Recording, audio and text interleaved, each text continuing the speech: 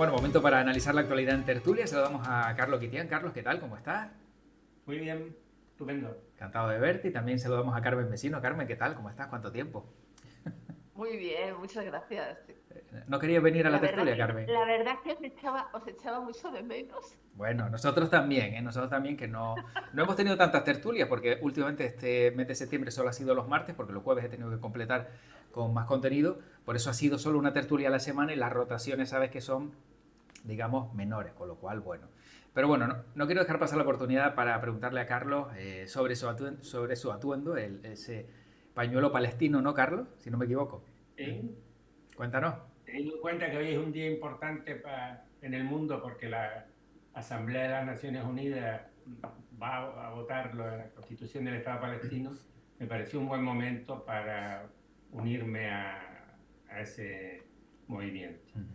¿Desde De cuándo lo forma tienes, Carlos? tremendamente simbólica, ¿eh? Sí, sí, sí, sí. ¿Desde cuándo lo tienes? Solo por curiosidad, me refiero. El pañuelo, Sí, un mes más o menos, ¿verdad? vale, ok, ok. ¿Pero fue un regalo o te lo compraste tú? Me lo regalaron y lo uso, Bien, muy ¿sabes? bien. Cuando voy a caminar por las canteras. Carmen, que yo le decía, digo, hombre, con el calor que ha ido haciendo, también Carlos es, vamos, un héroe, ¿no? Por decirlo de alguna Sí, manera, porque eso, uff, pero tenemos un compañero de prensa que también los usa de manera habitual y yo siempre le digo a sí. Chema, digo, ¿de verdad no mueres? No, digo, yo lo entiendo que lo debes de llevar porque lo llevas en el corazón, porque además él es de los que lo lleva en el corazón, la defensa del pueblo palestino, pero es que cada vez que lo veo me dan sudores. Y más en Canarias, claro, que si me dices tú que a lo mejor estás, no Claro. sé, en Noruega, pues entiendo que a lo mejor pues te venga hasta bien, pero claro, un sitio como Canarias donde siempre hace calor, etcétera, etcétera, y entiendo que la tela, Carlos, a lo mejor no sé si es bastante calurosa, Bueno, pero bueno, yo la verdad es que no, estoy en una edad en la que además los calores me afectan, me afectan un poco, pero, pero también es A los, cierto a los que yo, hombres, a los hombres también os afecta, hombre, Carlos. claro, claro, no lo sabes tú bien, sí, sí, sí, sí, sí, sí, es el gran yo estoy tapado, eso viviendo una nunca se ha época hablado, de ¿verdad, Carlos? África, yo estoy viviendo una época de África y vamos, fui 3 o 4 veces al desierto del Sáhara, ¿no? Y entonces me asombraba ver cómo allí iban bien tapaditos. Nosotros, los españoles, tratábamos de quitarnos cuanta más ropa mejor y sin embargo los nativos de ahí iban bastante abrigaditos y con sus turbantes y sus cosas. Quiero decir que a lo mejor estamos también en eso equivocados con la gente de por ahí. Ya te digo yo que sí, porque, bueno, Carmen, supongo que tú también habrás visto, ¿no? O leído que toda esa ropa que llevan es una ropa que, aunque pueda parecernos, digamos, desagradable, si sudas, el sudor te refresca, porque incluso, ¿sabes? El tipo de ropa que llevan y el sudar, etcétera, etcétera, a lo mejor por una pequeña entradita de aire Sí, que no. haya, te refresca muchísimo y se mantienen siempre frescos. Y no sería imposible ver, como bien dice Carlos, un tuareg a todas esas personas que van ataviados de arriba abajo en lugares como un desierto. Sí, no, y además es más protector frente al aire.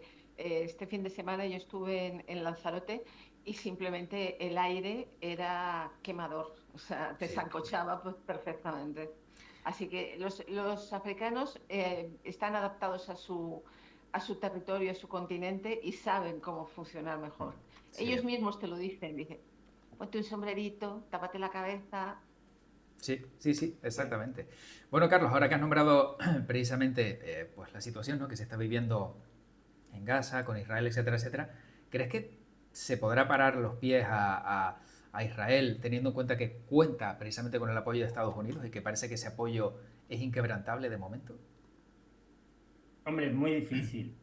Estamos viendo que Estados Unidos, la hiperdemocracia que tanto nos encandilaba, ya está, parece ser un poquito menos encandiladora. Pero bueno, las cosas son a largo plazo. Estaba leyendo esta mañana que en 1917 un ministro británico, Balfour, se dirigió por carta a un famoso rico de origen judío, Rothschild, y le prometía que iban a crear un hogar nacional judío precisamente en la zona esa de Palestina. Eso fue en 1917.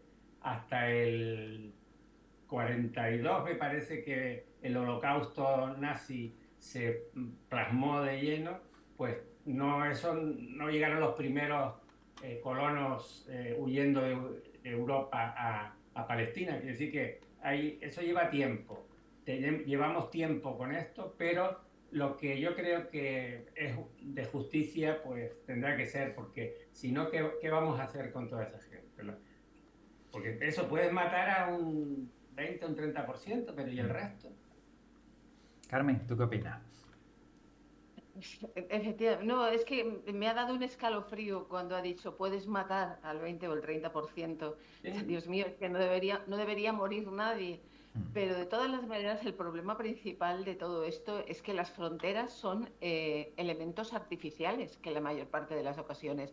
O sea, salvo que me digas que estamos en la península ibérica y que por el norte tenemos que pasar los Pirineos para ir a Francia y por la izquierda, por el oeste, tenemos una pseudo frontera con Portugal. El resto de las fronteras son meramente artificiales y fruto de los intereses políticos de los distintos gobiernos.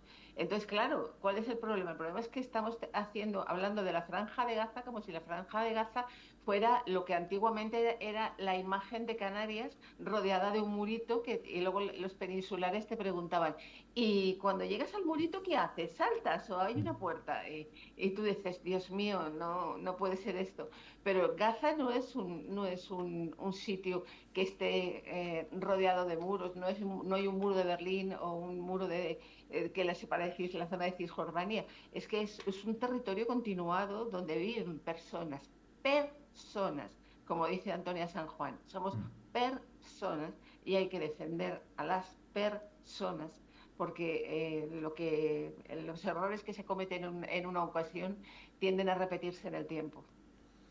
Sin duda es una situación bueno, que ya se ha visto pues el goteo, ¿no? de apoyos, poco a poco han ido entrando, como bien decía, ya las Naciones Unidas se está hablando, se está apoyando cada vez más por diferentes regiones. Yo no sé hasta qué punto este apoyo puede significar que Estados Unidos se lo replantee o le va a dar exactamente igual. A lo mejor pues con la idea de crear ese resort, ¿no? que había dicho Donald Trump, que ve mar, ve aguas calmas y demás, y dice aquí hoteles y aquí turistas y millones para cuando me retire. ¿Sí? Millones y millones para él, claro. Obviamente, claro, sí, sí. Porque no vamos a darle millones y millones al pueblo palestino. No lo sé, es muy complicado y además es tan complicado que cualquier decisión que se valore o que se plantee tomar siempre viene acompañado de un pero.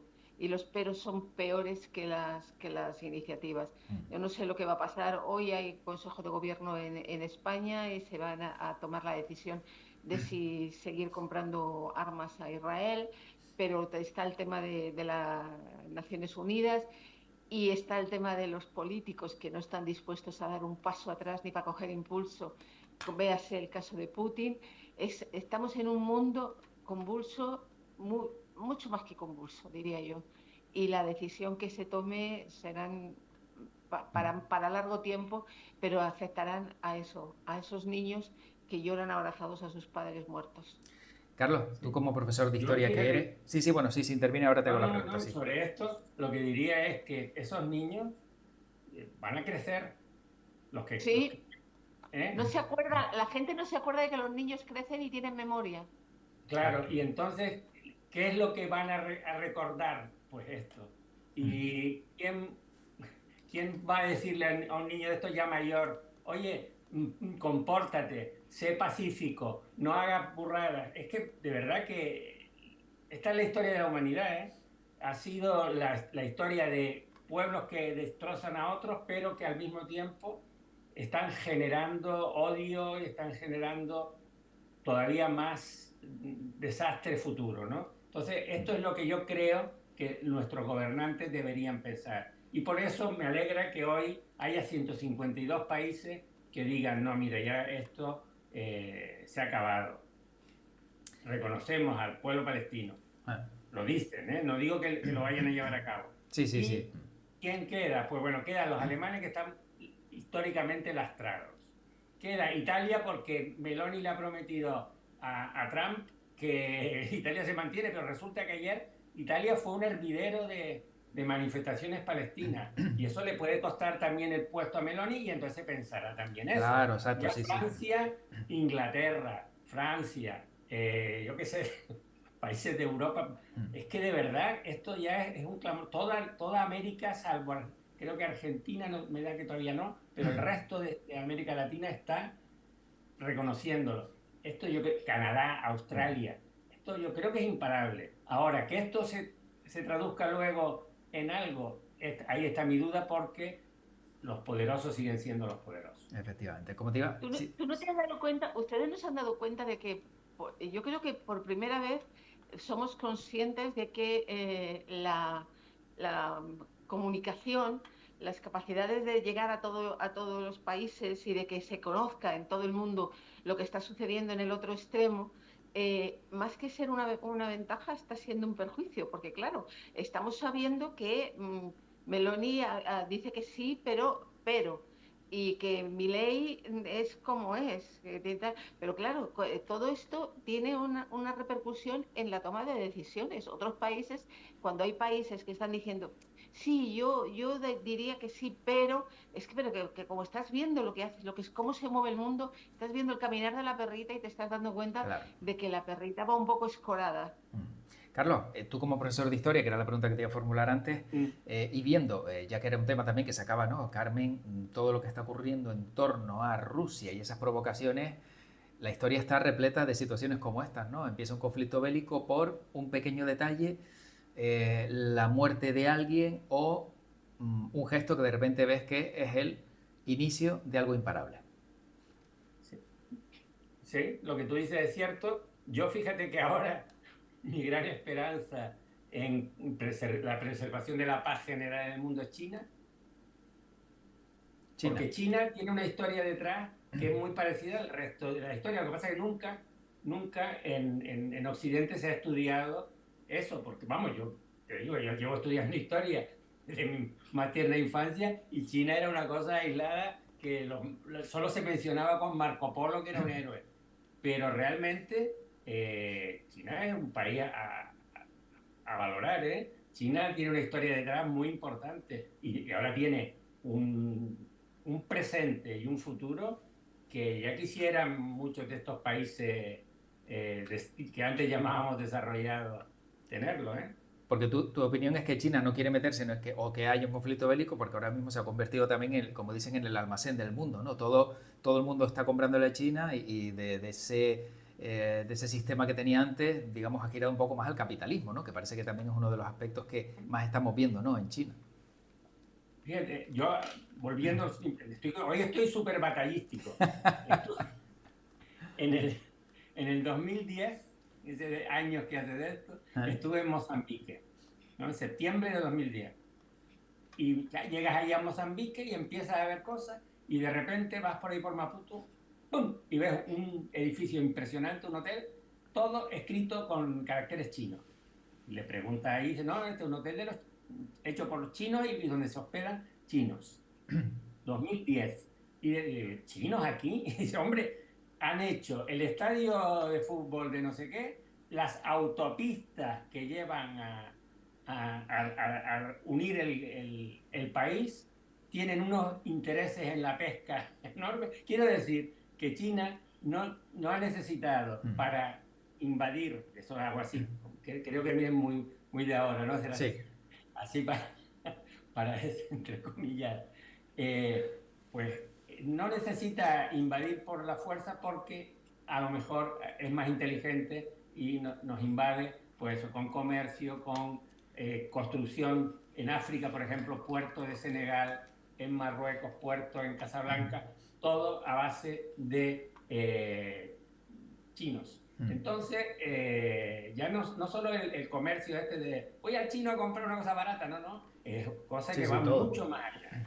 Mucho más allá. Por eso digo que yo ahí sí confío que aunque sea porque es un pueblo de 1.400 millones de habitantes, poderoso, armado, con la bomba atómica también y tal, pues a lo mejor por ahí podemos encontrar una mediación que apacigüe estas ansias de repente que han dado por... ¿Y tú qué crees? ¿Y cómo valoras tú la posibilidad de un acuerdo a favor de uno o de otro, no lo sé, entre China y Rusia, porque se habló al principio de todo este conflicto, se hablaba de que Putin tenía en China un aliado mucho antes de que Trump se manifestara prorruso, más o menos, pero es que China apoyaría a Rusia. En una guerra, pienso que no. Sí. Ahora, China lo que diría es, ojo europeo, yo he prometido invertir, por ejemplo, en España una cantidad enorme de dinero. Si ustedes entran en un conflicto con Rusia, pues a lo mejor a mí no me interesa esa inversión. Y quien dice España dice más sitio, porque está invirtiendo China dinero a más puertas en Europa. Pues entonces, quiero decir que cuando yo digo que está a favor en contra, pues a lo mejor tiene la simpatía para frenar a Occidente, por así decirlo, hacia Rusia, pero no pienso que vaya a meterse en un conflicto mundial por eso. Bueno, Pues yo le rogaría que por favor le dijera a Putin que se estuviera quietito. sí, porque la verdad Porque es da un que poco de miedito. sí, estas provocaciones son muy incómodas y se van metiendo cada vez más y me es un despiste, pero ya cuando son tan continuadas tiene pinta de que, bueno, quiere mover el avispero y si se cae el avispero se arma la de San Quintín. Bueno, otro tema, porque nos quedan apenas, pues, nos quedan 10 minutitos todavía, pasa ahora mismo, Carmen, este tema lo abres tú si te parece, por todo lo que está ocurriendo con la gestión de pulseras antimaltrato, que si de repente no funcionaban, que si dicen que sí funcionan, que se cambia ahora pues la concesión, que si esto venía de la época de la ministra Irene Montero, bueno, pues todo el jaleo que se ha montado, que no sé hasta qué punto, teniendo en cuenta la gravedad del asunto o lo que hay detrás, a lo mejor deberíamos o deberían ser más cuidadosos con lo que están hablando de este tema. Por supuesto que deberían ser más cuidadosos. Y el tema puede venir de la concesión de Irene Montero. Pero ahora, cuando estábamos hablando de China, me estaba acordando precisamente del caso de las pulseras. O sea, a alguien se le ha lanzado la idea de que esas pulseras no son buenas o no son, pues, digamos, fiables porque se compraron en AliExpress. A ver, señores míos, tranquilidad suprema, que esto es un comercio internacional y si alguien compró algo de mala calidad tendría que asumirlo. Pero estamos siempre con el problema de excusarnos y acusación no pedir, excusatio no petita, acusatio manifiesta, que dice el refrán. El problema está en que si ha habido errores, pues se corrigen, se reconocen, se corrigen y seguimos adelante. Lo que no puede ser es estar con este ten con ten y sin que la gente afectada tenga claro cuál es la situación. Esta mañana en una televisión estaba oyendo declaraciones de un maltratador, de una persona, de un hombre castigado con tener que llevar una pulsera. Y él decía que había llamado a la Guardia Civil porque estaba en un supermercado y estaba viendo a su mujer allí. Dice, y a mí no me ha sonado la pulsera, no me ha sonado tal. Dice, y cuando estaba poniendo la denuncia telefónica, dice que oyó el móvil de su mujer sonar. Es decir, que la alerta a la mujer le llegó antes de que le llegara a él. A ver, las pulseras a los presos que están en régimen abierto son cosas que de toda la vida se ha dicho que funcionan muy mal, que se las pueden quitar con gran facilidad y que no son muy fiables. Pero tendrían que ser especialmente cuidadosos con el sistema que se implementa para la defensa de las mujeres maltratadas. Y no vale con excusarse. Si hemos cometido un error y se ha hecho un sistema que no es completamente fiable, pues lo sacamos a concurso de nuevo y buscamos la forma de que sea mucho más fiable. O sea, no es un problema fallar, el problema es obviar los fallos y que parezca que es normal que esto pase así. No, esto no es normal. No es ni medio normal. No es ni medio normal que mujeres maltratadas tengan que estar 2 días, 5 días, 15 días metidas en su casa hasta que le garantizan que su pulsera funciona porque tienen miedo de salir a la calle. O eso, o ponemos un policía al lado de cada mujer, lo que le parezca más barato a la administración. Pero esto no puede seguir así. Carlos. Sí, yo estoy absolutamente de acuerdo con lo que dice Carmen. Y esto también incide un poco en un tema sobre el que yo, cuando tengo oportunidad de hablar aquí, recurro quizá con demasiada frecuencia, y es el tema de los impuestos. Resulta que estamos en un sitio en el que todos protestamos porque pagamos impuestos, cada vez más impuestos, qué hacen con nuestros impuestos, y luego permitimos que en las convocatorias públicas tipo esta de pulsera, que yo creo que es tremendo, pues resulta que vamos a un concurso público y se la damos a la más barata, y así, además con una legislación que hace muy difícil el rescindir estos contratos si funcionan mal, porque luego vienen y te acusan en los juzgados y te tienen esto empantanado. Quiero decir que a lo mejor hay que pagar impuestos, más impuestos el que más tiene, para que estas cosas funcionen mejor. Y cambiar toda una legislación, pero vale para las pulseras y vale para las carreteras y vale para los colegios. Estoy viendo ahora los calores que hay en los colegios, pues habrá que a lo mejor arbolar los colegios. Eso cuesta dinero. Si no vamos a pagar impuestos, a ver de dónde sale ese dinero. No hay presencia policial en las canteras. Pues habrá que pagarle a los policías, pero habrá que pagarles bien, habrá que pagarles más. Y esto implica que si queremos mejores servicios, hay que pagar impuestos. Y hay que pagarlos con, los que tenemos más, con mayor carga, y los que tienen menos, con menos carga. Pero hay que hacerlo y exigir a continuación que esos impuestos estén bien invertidos, que haya unos funcionarios que sepan de lo que están hablando, sepan que cualquier decisión que tomen tiene unas consecuencias. En fin, esto, ¿no? Y si en vez de pagar más impuestos, Carlos, ya yo lo planteo en alguna ocasión, se trata de sancionar más a quien no hace las cosas bien. Por ejemplo, el que tira un papel a la calle, el que fume tira una colilla, todo eso que al final realmente pues son personas que a lo mejor no cumplen las normas, no cumplen las leyes, y que hace que a lo mejor pues el sistema vaya peor, porque si están las calles sucias hacen falta más gente que las limpie. Todo eso que al final dice se tiene que pagar con impuestos, a lo mejor sancionando al que lo hace mal, que se lo plantee, se podría reducir también el coste económico y bueno, que las arcas también tuvieran dinero, pero ojo, no con el afán de sancionar, sino con el deseo de que todo esté mejor y no nos cueste tanto, a lo mejor a los que, entre comillas, como tú decías antes, hacemos las cosas bien. Pero ¿cuál es el problema, José? El problema es que es una especie de pescadilla que se muerde la cola. Es decir, si tienes que tener las calles limpias para que no haya que poner más barrenderos, o que tengas barrenderos con mejores condiciones, que trabajen con más espíritu y más ímpetu.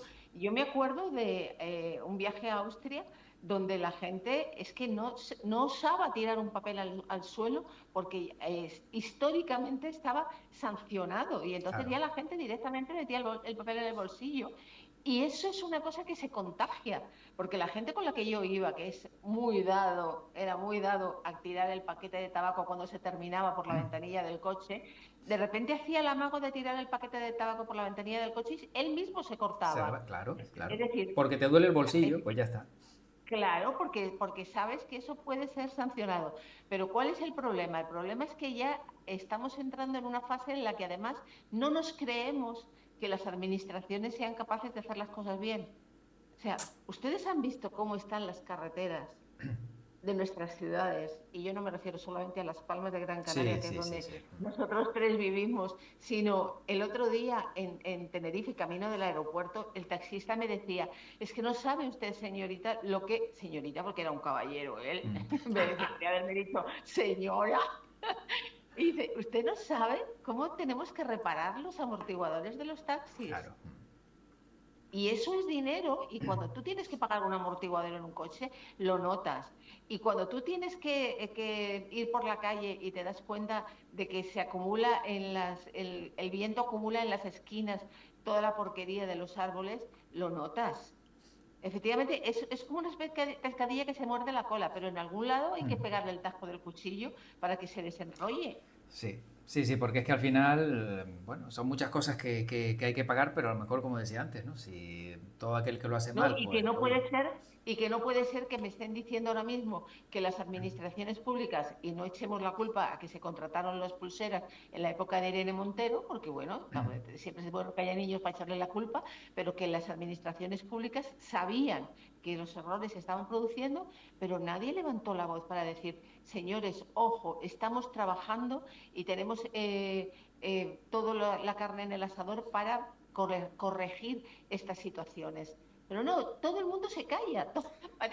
Carmen, Parece que cuando les nombran ministros les entra una mudez generalizada. no, pero a lo mejor algunos se callan y dicen, oh, pero es que ahora eso es iniciar un trámite administrativo de cancelación de no sé qué, generación de un documento nuevo, vete tú a saber, a lo mejor si por ahí a algunos a lo mejor luego les cuesta el volumen de trabajo. Pero yo ministra tengo que proteger mis espaldas y defender mi gestión.